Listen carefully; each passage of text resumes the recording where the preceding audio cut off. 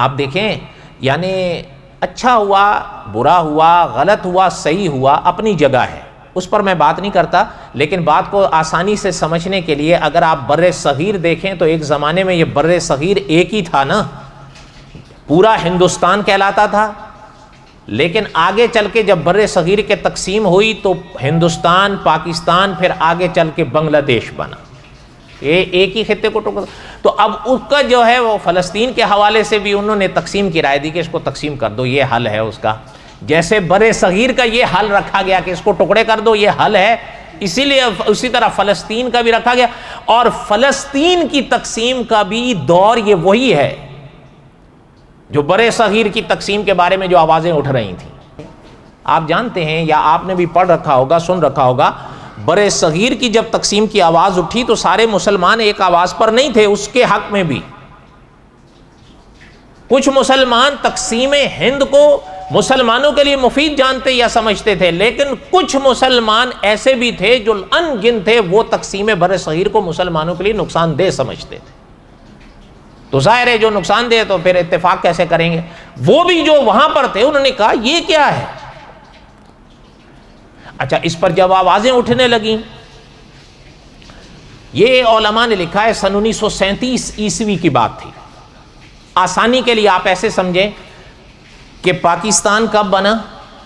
سن 1947 میں، تو پاکستان سے 10 سال پہلے کی یہ بات ہے۔ سن 1947 میں بر صغیر تقسیم ہوا،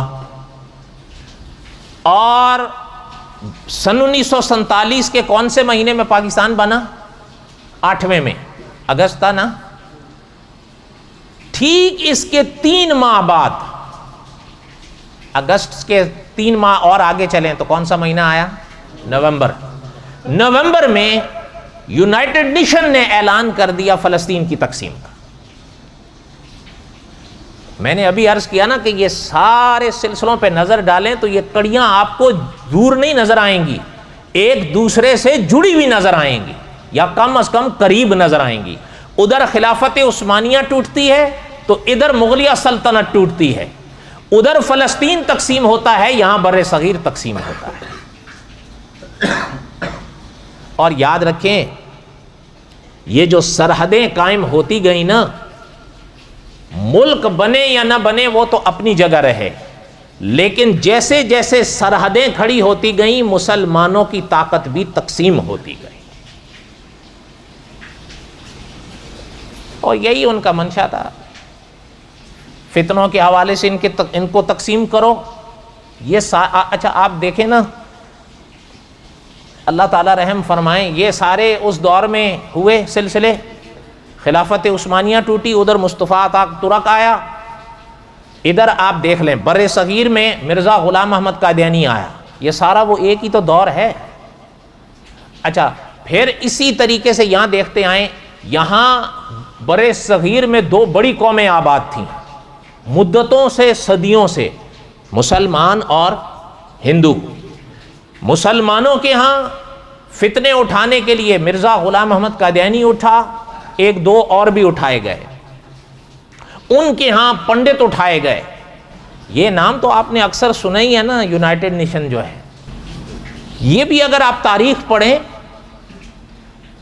اسی ادوار میں آپ کو یہ نظر آئے گا۔ فلسطین میں ایک مجاہد گزرے ہیں،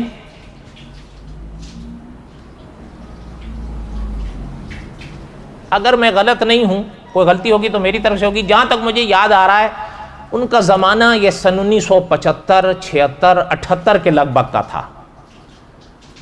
انہوں نے ان کے حالات، چونکہ وہ تھے فلسطین، یہ سارے مناظر جو میں آپ کو سنا رہا ہوں ہم نے تو پڑھے یا بڑوں سے سنے، انہوں نے خود آنکھوں سے دیکھے تھے، وہ وہیں کے تھے، فلسطین کے تھے، اور ان کی آنکھوں کے سامنے یہ سب ہو رہا تھا۔ انہوں نے ان حالات پر ایک کتاب لکھی تھی اس زمانے میں، اس میں انہوں نے ایک جگہ سرخی قائم کی ہے اس کی، یونائٹڈ نیشن کی۔ اس زمانے میں، یہ سن 78 کی بات ہے، اب ظاہر ہے اب فیصد میں فرق آ سکتا ہے، مدتیں گزر گئیں، کتنے سال ہو گئے؟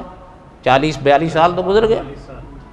انہوں نے اس میں لکھا ہے، وہ جو فلسطین کے مجاہد کی بات، انہوں نے لکھا ہے کہ یونائٹڈ نیشن میں اس وقت، یعنی وہ اپنے زمانے کے لحاظ سے لکھ رہے تھے کہ اس وقت 60% یعنی 100 سے مثال دی انہوں نے کہ اگر 100 مان لیے جائیں تو 60% ان کے کام کرنے والے لوگ یہودی ہیں۔